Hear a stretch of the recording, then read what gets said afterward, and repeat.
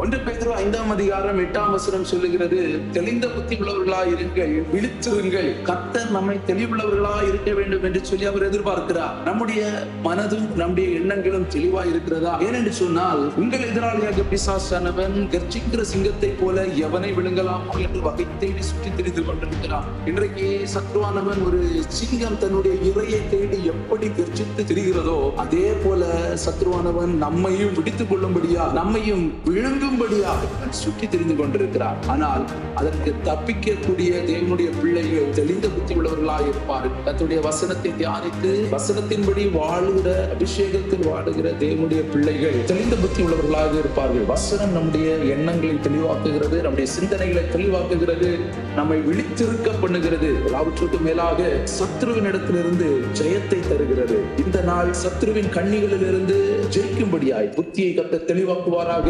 நம்முடைய இருதயம் எப்பொழுதும் விழித்திருப்பதாக. இந்த நாள் நமக்கு ஆசீர்வாதமாய் மாறட்டும்.